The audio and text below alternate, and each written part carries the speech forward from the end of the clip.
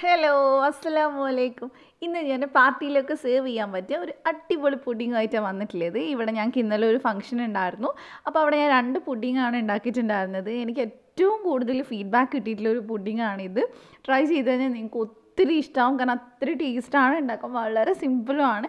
നമ്മളിത് ജലാറ്റിനോ ചനഗ്രാസോ ഒന്നും വെച്ചിട്ടല്ല ചെയ്യുന്നത്. ഒരു കിടിലനായിട്ടുള്ള പൈനാപ്പിൾ പുഡിങ്ങാണ്. അപ്പോൾ എല്ലാവരും ഒന്ന് ട്രൈ ചെയ്ത് നോക്കുക. നമുക്ക് വീഡിയോയിലോട്ട് പോവാം. അപ്പോൾ ആദ്യം തന്നെ നമുക്കൊന്ന് പൈനാപ്പിൾ വേവിച്ചെടുക്കണം. അപ്പോൾ ഞാനിവിടെ ഒരു പാനിനകത്തോട്ട് ഏകദേശം ഒരു 3 കപ്പിൻ്റെ അടുത്ത് പൈനാപ്പിൾ ഉണ്ട്. അത്യാവശ്യം വലിപ്പമുള്ള ഒരു പൈനാപ്പിൾ മൊത്തം എടുത്തിട്ടുണ്ട് കേട്ടോ. അപ്പോൾ അതിനകത്തോട്ട് നമുക്കിനി പഞ്ചസാര ചേർത്ത് കൊടുക്കാം. ഞാനിവിടെ ഒരു 6-7 ടേബിൾ സ്പൂൺ പഞ്ചസാര ചേർക്കുന്നുണ്ട്. പഞ്ചസാര നമ്മൾ എല്ലാ പൈനാപ്പിളിനും ഒരുപോലെ അല്ല കേട്ടോ. പൈനാപ്പിൾ ഒന്ന് കഴിച്ച് നോക്കുക. മധുരം നോക്കിയിട്ട് കുറവാണെങ്കിൽ ഇതിൽ കൂടുതൽ ചേർക്കാം. ഒരുപാട് മധുരമുള്ള പൈനാപ്പിൾ ആണെങ്കിൽ അത്രയും പഞ്ചസാര ചേർക്കുകയും വേണ്ട. അപ്പോൾ അത് നോക്കിയിട്ട് ചെയ്യുക. ഇനി ഇതിലേക്ക് ഞാൻ ഒരു 1/2 കപ്പ് വെള്ളം ഒഴിച്ചു കൊടുത്തിട്ടുണ്ട്. ഇനി നമുക്കിതൊന്ന് വേവിച്ചെടുക്കണം. നമ്മളിതിൽ പഞ്ചസാരയൊക്കെ ചേർത്തത് കൊണ്ട് തന്നെ നന്നായിട്ട് വെള്ളമൊക്കെ ഇറങ്ങും. പൈനാപ്പിളിലും വെള്ളമുണ്ട്, അപ്പോൾ അതൊക്കെ ഇറങ്ങും. അപ്പോൾ നമുക്കിത് മിക്സ് ചെയ്ത് കൊടുത്തതിന് ശേഷം ഒന്ന് അടച്ച് വെച്ചിട്ട് ഒരു മീഡിയം ഫ്ലെയിമിൽ വേവിച്ചെടുക്കുക. നല്ലപോലെ സോഫ്റ്റ് ആവണം. അപ്പോൾ കുറച്ച് സമയം എടുത്ത് ഒന്ന് വേവിക്കാൻ നോക്കുക.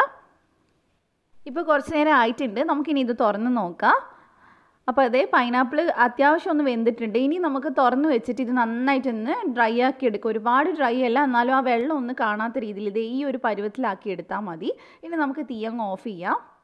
ഇനി നമുക്ക് ഇതങ്ങോട്ട് മാറ്റി വെക്കാം. അപ്പോൾ ഇനി നമുക്ക് വേണ്ടത് ക്രീം ഒന്ന് വിപ്പ് ചെയ്തെടുക്കുക എന്നുള്ളതാണ്. അപ്പോൾ ഞാനിവിടെ ഒരു ബൗൾ എടുത്തിട്ടുണ്ട്.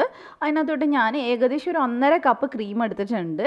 അപ്പോൾ ഇത് ഞാൻ മുഴുവനും എടുത്തിട്ടില്ല, എന്നാൽ ഏകദേശം 1.5 കപ്പ് എന്തായാലും വേണ്ടി വരും. അപ്പോൾ അതിലേക്ക് നമുക്ക് ബീറ്റർ വെച്ചിട്ട് നന്നായിട്ട് ബീറ്റ് ചെയ്തെടുക്കാം.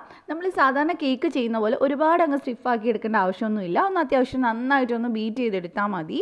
കാരണം നമുക്ക് ഒരുപാട് കട്ടിയായിട്ടല്ല വേണ്ട, നല്ല ക്രീമി ആയിട്ട് നമ്മൾ ഐസ്ക്രീം കഴിക്കണം ആ ഒരു ഫീൽ കിട്ടണം നമ്മൾ കഴിക്കുന്ന സമയത്ത്. അപ്പോൾ ഇതിലേക്ക് ഞാനിതേ 3 ടേബിൾ സ്പൂൺ പഞ്ചസാരയും ചേർത്ത് കൊടുത്തിട്ടുണ്ട്. അപ്പോൾ മധുരം നിങ്ങൾ നോക്കിയിട്ട് ചേർക്കുക. പഞ്ചസാര ചേർക്കുമ്പോൾ പൊടിച്ചിട്ട് തന്നെ ചേർക്കണം, അത് മറന്നു പോകരുത്. അപ്പോൾ ഇനി നമുക്ക് ഒന്നും കൂടി നന്നായിട്ട് ബീറ്റ് ചെയ്തെടുക്കാം. അപ്പോൾ ഇത് അത്യാവശ്യം നന്നായിട്ട് ഞാൻ ബീറ്റ് ചെയ്തെടുത്തിട്ടുണ്ട്, പക്ഷേ കട്ടിയായിട്ടൊന്നും ഇല്ല.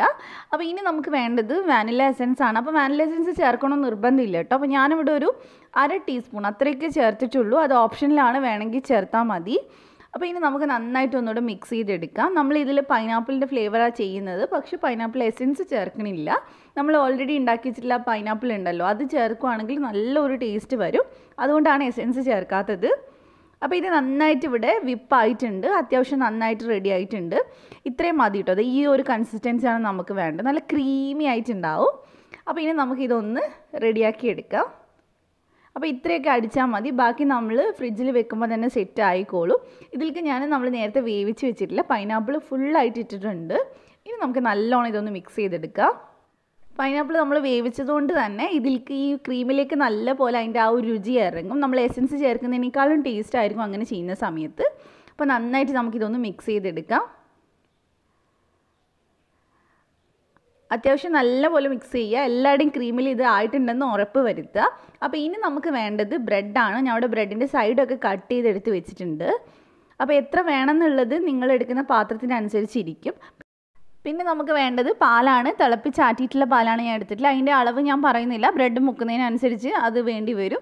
അപ്പോൾ അത് ഈ ഒരു വലിയ ട്രേയിലാണ് ഞാൻ ചെയ്തെടുക്കാൻ പോകുന്നത്. അപ്പോൾ നമുക്ക് ആദ്യം തന്നെ ഒരു ബ്രെഡിൻ്റെ പീസ് പാലിൽ മുക്കിയിട്ട് ഇതിനകത്തോട്ട് വെച്ച് കൊടുക്കാം. ഇത് അത്യാവശ്യം ഒരു 10-25 പേർക്കൊക്കെ സുഖമായിട്ട് കഴിക്കാൻ പറ്റുന്ന ഒരു ക്വാണ്ടിറ്റിയാണ്. അപ്പോൾ അത് നമുക്ക് ചെയ്തെടുക്കാം. നിങ്ങൾക്ക് വേണമെങ്കിൽ കുറച്ചായിട്ടും ചെയ്യാം. അപ്പോൾ നിങ്ങൾ എടുക്കുന്ന ആ ക്വാണ്ടിറ്റി ഒന്ന് കുറച്ചിട്ട് ചെയ്താൽ മതി. അളവുകളൊന്നും അങ്ങനെ പ്രശ്നമില്ല. ക്രീമൊക്കെ കുറച്ചെടുത്തിട്ട് ചെയ്താലും മതി. അപ്പോൾ ഞാൻ മൊത്തമായിട്ട് ബ്രെഡ് വെച്ച് കവർ ചെയ്തിട്ടുണ്ട്.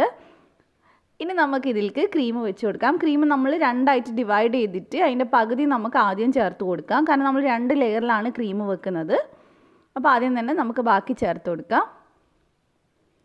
നന്നായിട്ട് എല്ലാവരുടെയും ആക്കി കൊടുക്കാൻ നോക്കുക. ഇത് ഞാൻ ഫംഗ്ഷന് വേണ്ടി എടുത്തതുകൊണ്ട് തന്നെ അത്ര അടിപൊളിയായിട്ടൊന്നും എനിക്ക് ഫോട്ടോസൊന്നും എടുക്കാൻ പറ്റിയിട്ടില്ല. പക്ഷേ നിങ്ങൾ ഫോട്ടോ രസമില്ലെന്ന് വിചാരിച്ച് ടേസ്റ്റ് ഇല്ലയെന്ന് വിചാരിക്കരുത്. സംഭവം അടിപൊളിയാണ്.